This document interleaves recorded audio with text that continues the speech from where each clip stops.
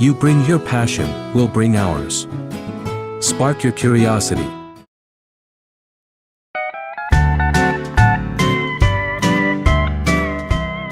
Hello, welcome. My name is Chase Denton. I'm the executive chef and co-owner of Moonstone Bistro here in Redding, California with my wife, Tanya. And this is Modern Rural, a history of North State recipes. Now, we, along with KIXE, have been lucky enough to be invited into the backyards, homes, and even professional restaurant kitchens by 5 families who invited us in to try the food that reminds them of home. So come and join us on a food adventure here in the North State. On today's episode, we're going to be visiting Mary Rickert at her ranch, where she's going to be making wild rice and beef chili. Come join us.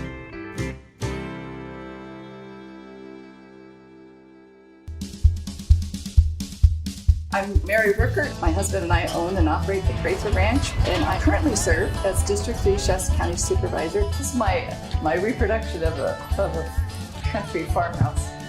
All right. And it's mostly kitchen because we aren't here full time. It's really a shame that you're not here in April, because April's when the wildflowers are out, and it's beautiful. So, I see everything laid out. Yes. And you're basically going to put everything together. You have the chili made already, because we know that it takes a while. About how long does it take, you think, to cook wild rice? What, 45 minutes, an hour or so? You can cook it in the stovetop if you want. I prefer to use a crock pot because I don't have a lot of time to be in the kitchen. Oh, what, you have a job or something? Yeah, I have a lot of other things going on in my life. So I basically throw all the ingredients into a crock pot and then pull it out when it's ready. You put it all in at the same time? Yes, I do. Well, after I saute the meat, I saute the onions. Okay. Then I put the crock pot, put all the other ingredients in, and just leave it, and it's ready to go in 4 or 5 hours. So the idea then is to have wild rice already pre-made, have it in the refrigerator. It'll last quite some time, and you can add it to almost anything. I sometimes will cook a batch of it and put it into small Ziploc bags and put it in the freezer, and then if I want to put it in a soup, it's really great in clam chowder. Okay, I'm not gonna lie. One of the things that I like about wild rice the most is it's hearty. It has chew and texture. It does. White rice, jasmine rice, even sticky rice, it breaks apart. If you leave it in a soup, like chicken and rice soup, it'll turn to mush. But not wild rice. Does not. It is hearty. It is. It's got substance to it. Right. So, well, let's see what it does. Let's do this thing.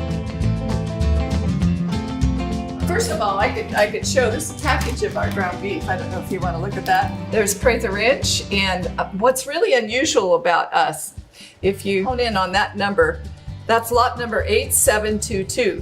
It's the animal ID number.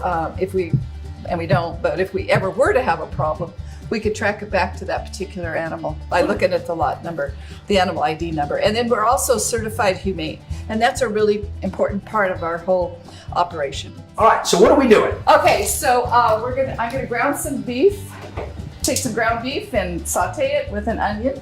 Why don't you cut the onion? Well, all right. Okay. Let me see this sucker. See if I can help out a little bit. What are you looking for on the onion? You like a medium dice, small dice, a little brunoise? What are you looking for? Whatever you want. I'm gonna let you make that decision. You're the expert. I'm not. I'm not the expert. We're guests.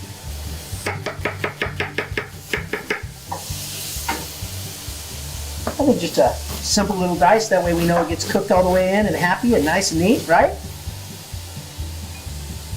All right. You want the whole onion? How much onion do you want? Yes, let's do the whole onion. Ta-da! We have onions. We're gonna put that in with the ground beef and saute the onions with the ground beef.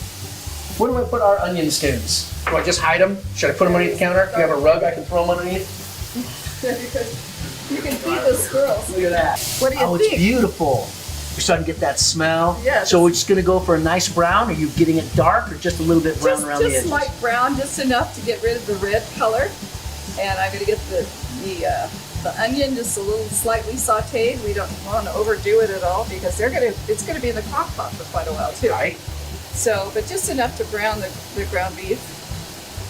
Does that look about ready, do you think? What? I'm not that. This is your recipe. Oh, but you're the expert. How am I an expert? I'm a guest in your house. I'm going to eat it. I'll tell you that right now. Yeah. Oh, light. Light. This might help a little bit. I think we're close. I think so too. It looks beautiful. It doesn't take long.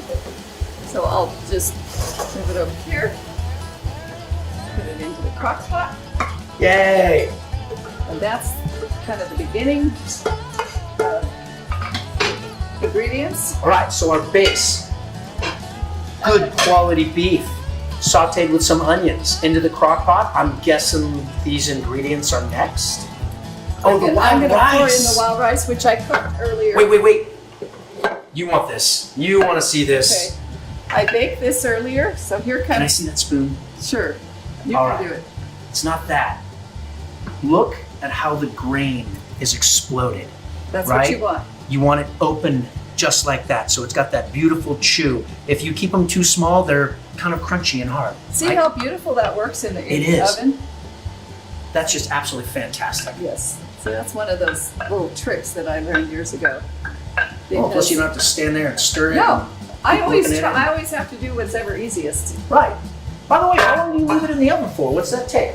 Half hour, 45 An hour minutes? and a half. An hour and a half. An hour and a half. Glad I asked. I was way under. 350 degrees, and you got to make sure all the moisture is absorbed into the wild You rice. just kind of peek underneath there a little bit. Check it Yeah. out.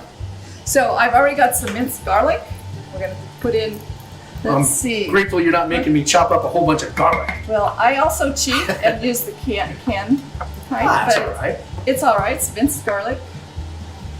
Then the next, we have the paprika, and that's a teaspoon of paprika. We'll spread that around. I love that you have everything measured out and ready to go. I did a teaspoon. I watched enough cooking shows. Oh, I A love teaspoon paprika. of oregano. I have a tablespoon of chili powder. Got to have a little bit of chili powder. Right? Whoops. And a tablespoon of cumin. Cumin is one of my favorites. Yes. Classic Southwestern And Hispanic. a little bit of salt, a teaspoon of salt. Yeah, can't make food without salt, in my opinion. It's a thing. And I kind of mix that all in. So it's, I don't know, makes my fly even came to lunch.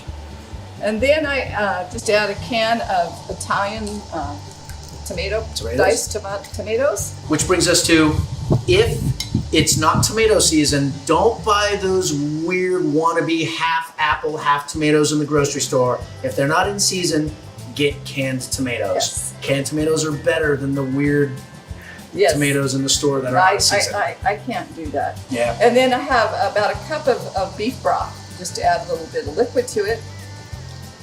And then you turn on your crock pot. It looks pretty, doesn't it? It does. I mean, it kind of looks like it's done. Well, it's going to have to simmer for a few hours in the crock pot. And then I have another crock pot that is done. Are we going to do the magic, like, We're going to do pull it out and bring in the one Yes. that's done? Magic. And then I'm going to get a little bit of cheese. It's You beautiful. can garnish it with either red onion, sour cream, cilantro, cheese. There you go. Look at that. I love how the ground beef held its shape. It didn't just fall apart into little tiny crumbs. Well, we have That's good beef. good beef. So I'll just pour us a bowl. Then I'm going to throw a little bit of cheese on that. And ready to go. So here we are. We're in a ranch in Northern California in Shasta County, right? Eating wild rice from their ranch, made with beef from their ranch, right here in Shasta County. So again, generations of history in a bowl. Yeah. Is it hot? It's probably gonna be hot, yeah. Let's see how aggressive I wanna be about this.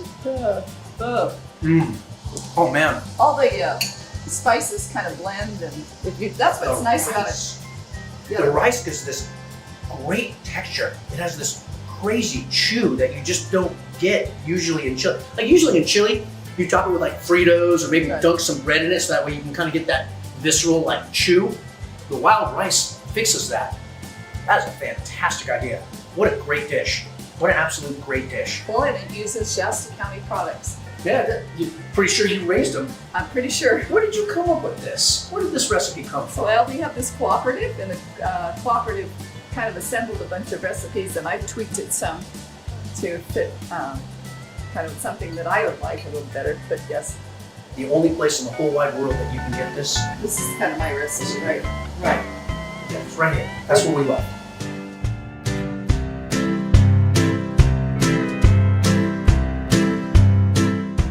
Thank you so much for joining us. My name is Chase Stedman, and this is Modern Rural, a history of North State recipes.